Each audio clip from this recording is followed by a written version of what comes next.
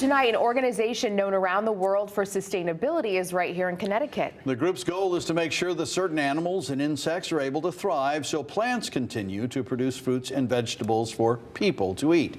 Fox 61's Joe Monty has more on the project in motion in East Hartford. We Love You, a worldwide nonprofit organization with ties to Connecticut, chose Depietro Park in East Hartford for a new pollinator garden.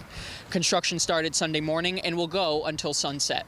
Ania Huey, a volunteer with We Love You, says that a pollinator is an insect like a bee or a butterfly, even birds, that bring pollen from one plant to another, allowing for plants to grow the produce we eat. Well, pollinators make up 75% of the fruits and vegetables and nuts that we have produced in the United States. But she says pollinators are suffering as of late all over the country because of a few issues, including destroyed habitats. Without bees, actually, even Albert Einstein said we would have 4 years to live if all the bees disappeared.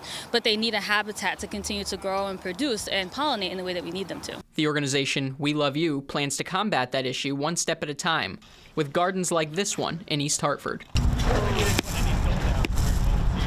Angel Tercios, another volunteer involved in the construction, gave some insight into what the garden will look like. It's a heart-shaped garden. It's about 60 by 60, and the heart itself is going to be around 20 by 20, and we just started today. The group of volunteers was able to secure funding through a grant from a local company and assistance from the town to make this project come to life. Marianne Leone and her granddaughter walk by this park all the time, and they're excited to see a new addition to the community.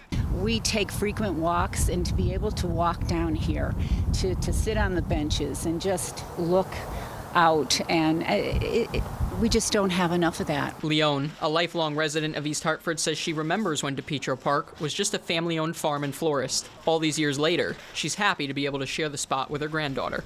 How is it? Pretty good. It is pretty good, huh? The organization says the beauty of the finished product is important, but at the volunteers' hearts, it's about making a difference in small communities. I think it's a really beautiful thing to have like-minded people that care this much about the environment, even one environment that they're not going to frequent every single day. But it's our goal and our mission just to go around. So not just here in Connecticut to create pollinator gardens, but just go around the United States and then even further than that around the world. By mid-June, the organization says they'd like to have more than 230 trees and flowers planted in the garden. They say it'll benefit local wildlife, insects. They also say it'll benefit people with gardens in the area, as it'll attract more pollinating insects. So if you see bees flying around, don't swat them, let the bees be. In East Hartford, Joe Monty, Fox 61.